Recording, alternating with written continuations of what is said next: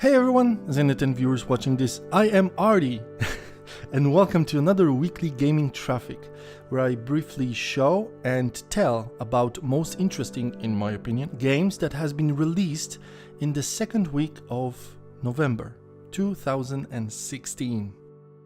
You know, I always inform you about newly released games and their features, keeping my personal comments to minimum, but with this game, I must say something. But let's start from info and features first.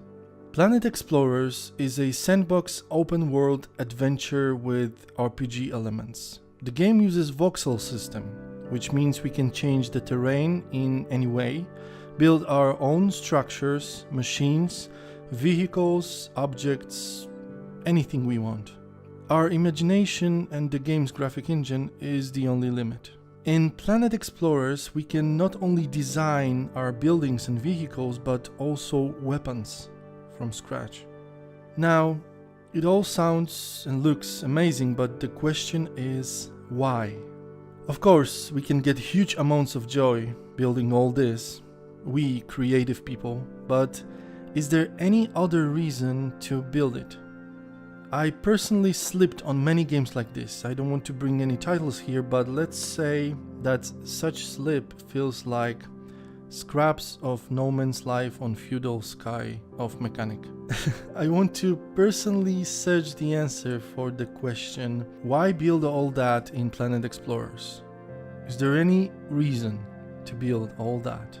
We all know that the time on YouTube is non-linear, so if you see a link on the screen now, it means I found the answer. Warfleet lets us build our own spaceship, from small fighter to massive dreadnought. Why? To explore procedural galaxy and fight others. Why? To capture enemy spaceships and create our own fleet. Why? To take a part in randomized missions and events and eventually find a place for ourselves. Why? To build our own home station and defend it with our fleet. Orbit, playing with gravity, is incredibly soothing gravity simulator. What we do here is create orbits by launching planets around black holes. The orbits have to be stable enough to pass to another level. It seems like this puzzle thing with 45 levels is just an excuse to relax and listen to amazing classical piano music. Something tells me that Gravity Shot will put smiles on your relaxed after orbit faces. Yes, the game is also about the gravity. No, it's not about building, but destroying. We don't launch planets, but nuclear warheads. But hey, who said that blowing stuff up cannot be relaxing, right? This one is interesting mindbreaker. Imagine that you found an ancient computer of an ancient alien race. What do? You sell it on eBay! No, you turn it on, and it's AI. Okay, long story short, the computer can speak to you, but only in the language of that alien race. Sethian is about learning the alien language to ask questions and to get answers to find out what happened to Sethians and who they were.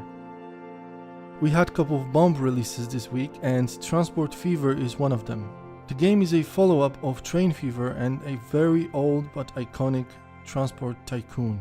Transport Fever is about building your own transport empire, including trains, buses, ships, aircrafts, trams, and trucks. We transport people, mail, cargo, goods, and resources inside cities, between cities, outside cities, inside out, and outside in. The game offers 150 years of transportation history in European and American campaign. There's also endless sandbox mode, so no worries. Maps are randomly generated. Lighting and physics of the world is realistically simulated. Naturally, Transport Fever looks like it's 2016, even though we start the game in 1850. Haha. In cases of games like Motorsport Manager, a paradox takes place. There's not much to say about the game in general, but the game is far from being flat. Besides, all the fans of motorsports and manager games just need to know that such game was released. Nonetheless, I will just poke the window, not even scratch the surface, and tell you shortly what the game is about. In Motorsport Manager, we create our racing team made of drivers, managers, mechanics and designers. Next in line is racing car. We pretty much build it, customizing each and every aspect of its performance. With all that, we step into the world of motorsports to make real-time decisions. If I wanted to go into details, that would be an essay starting with drivers with different personalities, weather system and oh my goodness. Just keep in mind that we don't race here, we manage. So the war between good and evil is over. And evil won. In Tyranny, the world is ruled by evil overlord Kairos. But who are we in all this? We are one of the overlord's powerful enforcers, roaming the lands to inspire loyalty and fear. The game is an isometric RPG with real-time and so-called active pause combat. The game offers lots of cool features. First of all, pretty much every conversation matters as we gain points of reputation depending on what we choose to say. We lead our own team, which is classic in RPGs. We can create our own spells, but also if we are in good relations with our teammate, we can perform team skills. For example, if a tanker is in good relations with Archer, the Archer can jump up from tanker's shield and rain enemies with arrows from above. Yes, I know, the graphics is not the most important in games. But in case of Yesterday Origins, the graphics flawlessly visualize the story. Or I should say, flawless graphics. I would call it graphical mechanics. All those comic-like frames zooming on objects, and little details moving as the laws of physics command.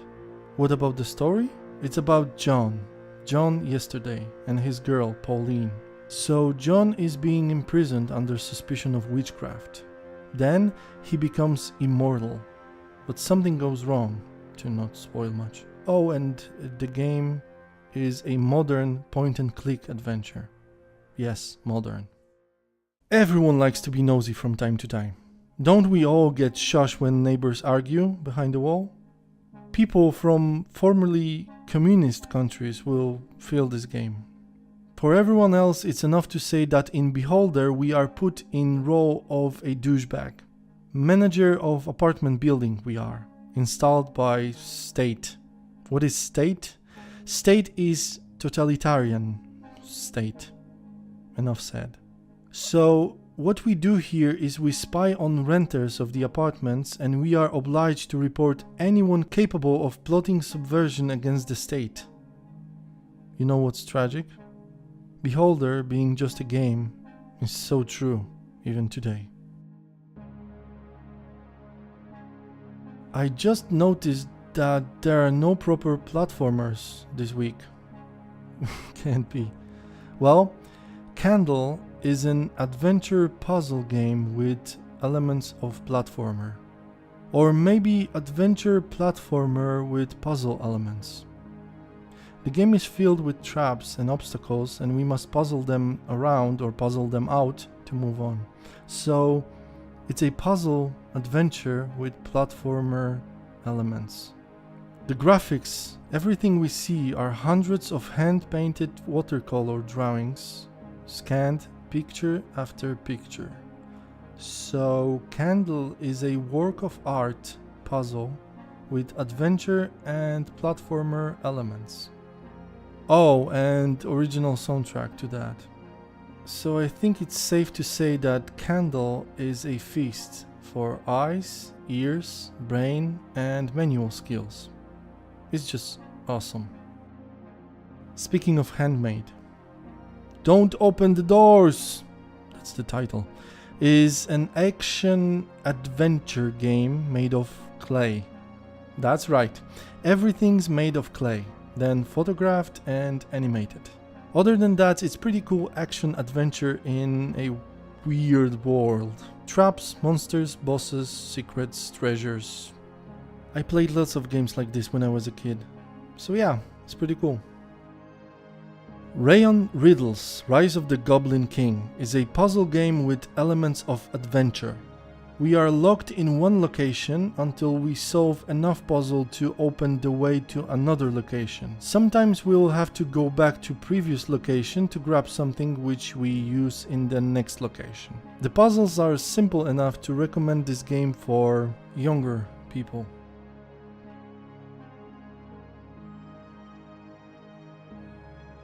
As always, bunch of puzzle games before we get to dessert. Fun Fun is a fun puzzle game where we fun a marble to collect batteries to open exit to pass to another level. Fun Fun is physics-based fun. Also, Fun is low price, so we can have fun not making our wallet sad. I'm just stupid. Jigsaw puzzle! No, not typical ones. This one is pixel art jigsaw puzzle. It's not that easy because it's pixels. The game has really cool feel, neon pixels and retro synth wave music. On top of that, over 100 levels, global rankings, and more levels to come. Perfect Fit Totemland is yet another relaxing puzzle game with over 300 levels. You are the keeper, collecting cute but unbearable trolls. Only you can save the world while stimulating your brain. Do you know lemmings? You better. You better. Why is the Princess in a Magic Forest is a one lemming game? The lemming is Max, and he is not a lemming, but he has to be led to the exit pretty much just like he was a lemming. Technically speaking, the game is a grid-based puzzle. We tell Max what to do and we make the way for him to not fall into any traps or dangers. For all the forest lovers with empty pockets, go and check the game called Into the Unknown, which is free-to-play first-person horror thriller. It's a thriller, get it? Thriller. The game is story-driven, short and free. Free-to-play games are always worth mentioning when they come out because they cost nothing, unless it's complete garbage. One Tower is not a garbage, but it's yet another free-to-play MOBA. In One Tower we have our hero and minions. We kill enemies to gain experience and gold. We also get gold with time. We spend X points to level up our hero abilities, and we spend gold to buy new and more minions to attack our enemy. But of course, our enemy is doing the same at the same time. Timmy, what do you want to be when you grow up? I want to be a firefighter. I thought it will be okay to talk about broken dreams in a broken game. Notruf 112, die Feuerwehr Simulation, is a fully released, expensive, unfinished game about being a firefighter. Why I mention it then? Well, I'm informing you that such game has been released. The concept is interesting. Developers patch the game often, and I would suggest to keep the game in your wishlist, waiting for sale if you are interested in making your kiddie dreams come true virtually. Fair enough? Ashes of the Singularity, Escalation, is neither a sequel nor its expansion for the original game. But let's face it, original Ashes of Singularity was a mistake. Like, just no mistake. So let's forget about that and treat Escalation as a new game. So you will know that I'm kind. So let's try again, shall we? Ashes of the Singularity, Escalation, is a slow-paced RTS with lots of inspirations from Supreme Commander. Thousands of units on the screen, massive wars, good enough campaign for a single player, and up to 14 players, real or AI ones, in skirmish mode. And promised bomb for dessert, which you probably know about. Dishonored 2. Naturally, playthroughs are all over the YouTube now. But if for some reason you do not know what Dishonored is about, it's a first-person action stealth game in which we are assassin with magical powers. We choose to play as a girl named Emily or her father, Corvo. Both deadly but different in combat, so it's not just cosmetic choice. It's up to you whether you approach the situation quietly or you ram in the middle, slaughtering enemies with big bang and bloody smile on your face. And that's it for this week. Thank you for watching. I hope you found something for yourself to play. If not, then remember, there is always another weekly gaming traffic. Whether you like it or not, I'm an idiot.